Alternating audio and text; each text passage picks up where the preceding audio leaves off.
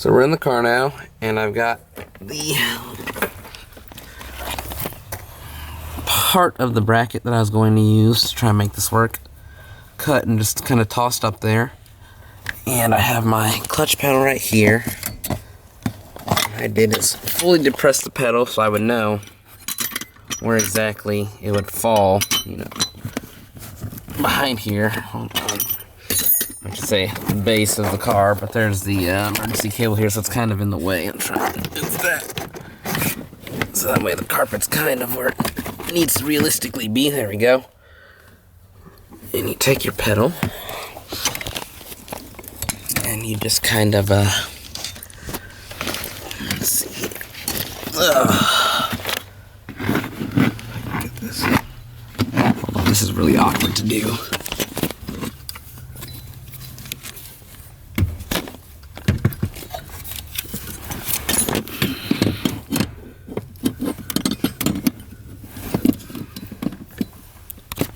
Okay, so you get a rough idea of where your pedal's gonna sit, and that's actually a kind of a good position.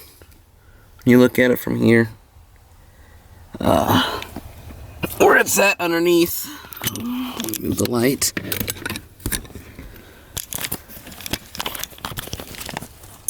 Where it's at here, there's actually a pretty decent amount that I could probably weld and extend to in the back there, and then I could modify.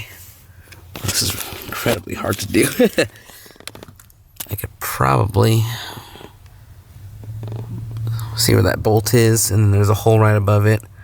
That's the actual pedal bracket, and then there's two holes way up there. You can kind of see the one on the left, where I could take the other piece off the emergency brake pedal, and I could modify it to fit on here, and that's all good and dandy, until I started thinking about how the actual master cylinder for the clutch is going to, you know, mount onto the car. Well, yeah, I guess that's the right word, mount onto the car. Normally you would just, you know, run a hole saw through and then, you know, run a drill bit through the sides or wherever it's positioned to get it to come through and mount onto the firewall. But then I started looking from the outside, and I noticed that the steering shaft is, I don't know, you probably guess, I'm really bad at guessing here, I'd say, I don't know, like 10 inches. I'm back up here, this is probably from the steering shaft to probably underneath center with this bracket, maybe 10 inches, roughly.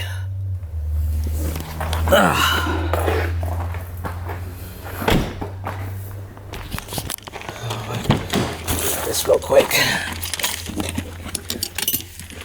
When we come out of the car, we look inside. I have a 350Z clutch master cylinder here, and the issue that I found is that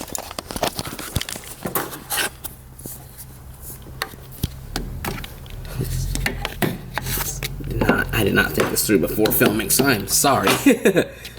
And that's aluminum, and there's not really anywhere I can really stick this. So I'll just kind of see if that'll work. So your steering shaft is here, and it comes up and goes in right behind where that little conduit is over the harness there.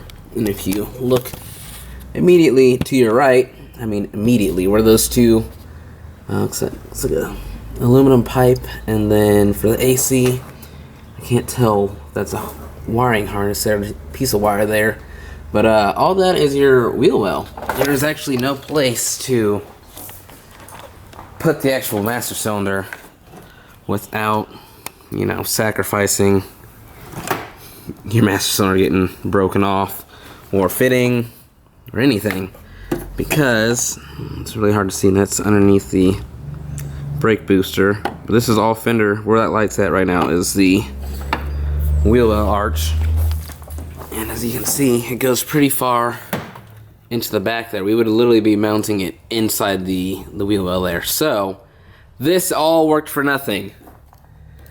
I literally just did all this thinking for nothing because I did not think, nor have I come across this before, like when I did my manual swap in this 240, you know, there's plenty of space to just cut through and mount your clutch master cylinder. So I found an alternative, and I'm gonna try and show you guys that on the computer. It's gonna be a little different, but we'll make it work. So I'm gonna head back inside because it's freezing out here. Hang on one second. Alright guys, we're gonna step out here for a second and take a look. On a lighter note of things, since the clutch pedal is not going to work out, I went ahead and finished getting the motor done. All that's left on there is the manifold with a cat on it, which I think might clear, but I'm not too sure. I'm trying to be lazy at this point and not take the manifold off, but I'm not sure. All the flanges and all the nuts and bolts are rusty as hell.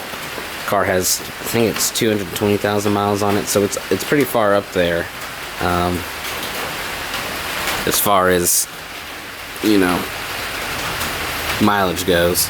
So it's gonna take a bit to get that stuff off, but I'm not gonna reuse any of it. So I'm just gonna borrow my friend's Sawzall, and we're just gonna cut cut everything we need off the exhaust and make it as easy as possible to come out. This side I'm pretty sure will work. I'll just cut the flange off. You can't see from up here.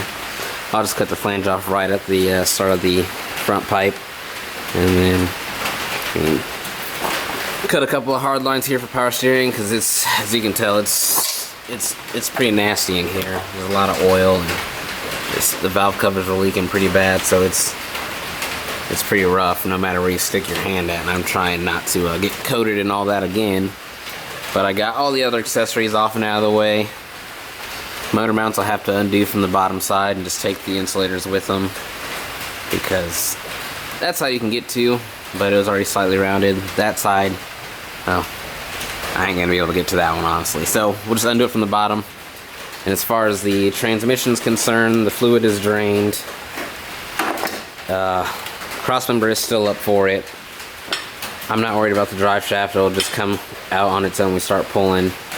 The only thing I have to do is there's a brace that goes to the front of the bell housing for the transmission, the rear cross member, and I think that's it. I only had one sensor for the trans, which I thought was a little strange, so I'll double check that when I'm down there, because I mainly just focused on this part up here.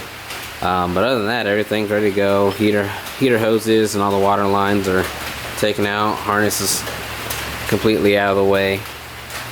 So this should be out hopefully this week. As you can see, it's gravel in here, and it's a little hard to pull a motor in here.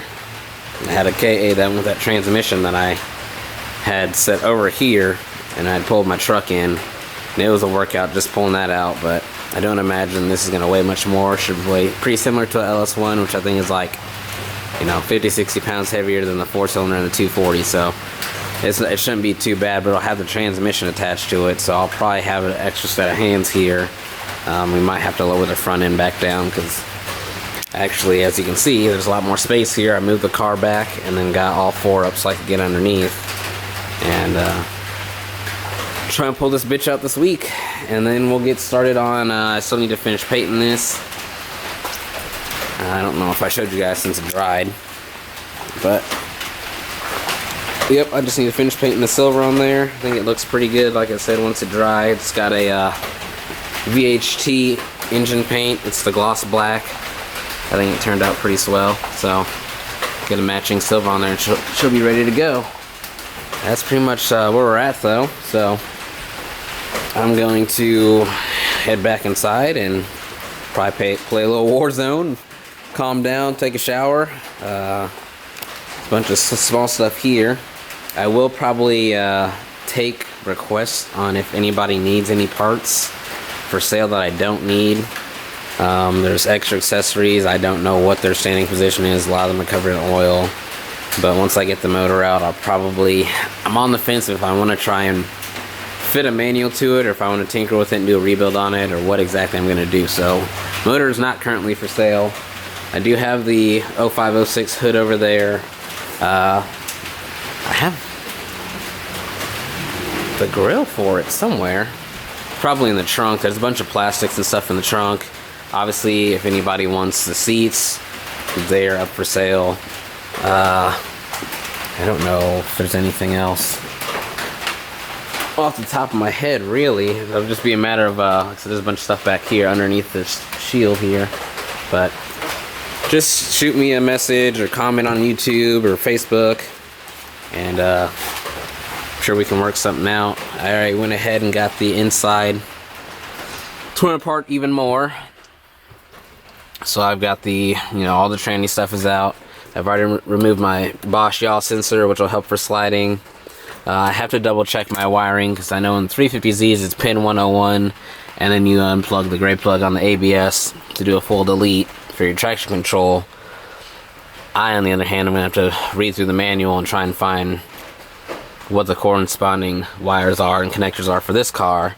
I went ahead and just disconnected the SRS airbag module, mainly because this thing has a lot. There's 1, 2, 3, 4.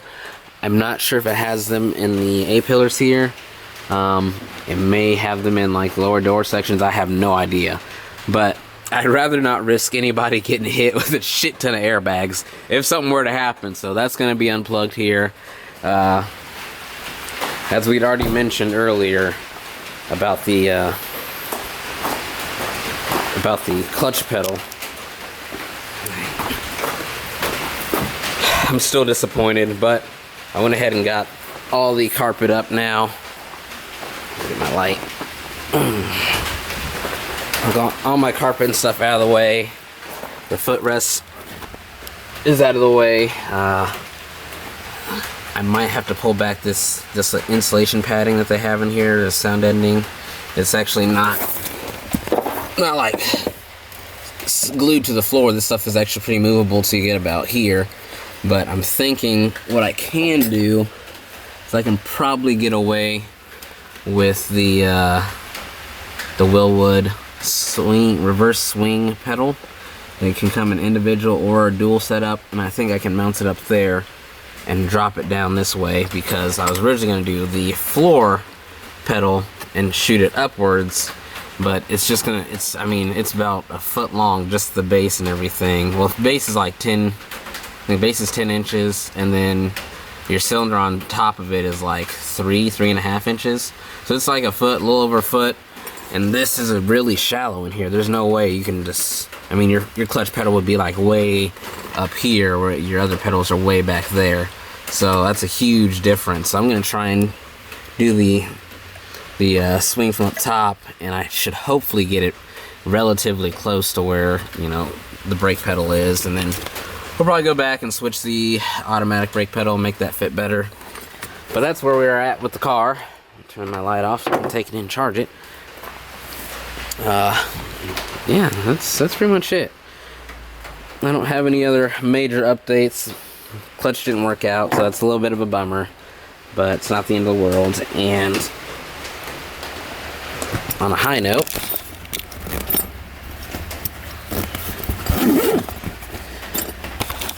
after about a solid, 20-30 minutes of cutting a bunch of metal and dropping 2 mounts, this thing will be ready to come out. So still on the fence of if I want to cut out my front core support here just for ease of swap. Like I said, being on gravel, it's going to be hard to swing everything over, not take out my windshield. But if I just pull the harness that's tucked underneath here, if I pull this harness out, and I'm not sure how far it wraps around. Looks like it might go back inside the car just over to a fuse box over here. If I can just get this out of the way, cut it, I don't know, probably just in around here with the frame rail. And just right here where it, I don't know. I don't know. It's, you know, it's just a lot of outside thinking here, but there's like a little spot here where I could probably just clean cut it. And then I would be able to drop my motor in way easier, make mounts for it, which I'm pretty sure also for you know, people doing this in the future. If we look down here, you can see that the insulators are flat and then the motor mount just kind of shoots almost straight over and holds the motor in place. But what we're paying attention to here is the insulator, how it's mounted pretty much straight up. The 350Zs are the same way, and I'm thinking we might be able to use 350Z LS motor swap, or motor mount swaps. Swap motor mounts. I don't even know what I'm saying anymore. You know what I'm saying. We can use the 350 swap mounts for an LS. Possibly. So I'm going to try and get my hands on a set to use and test once I get, you know, the motor out and get all this extra oil and shit cleaned up.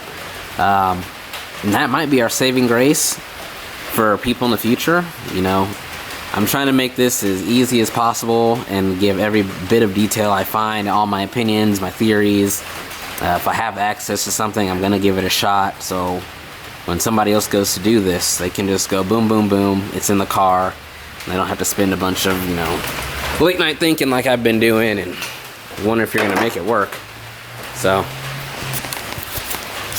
all in all, that's where we're at, and I'll see you guys next time.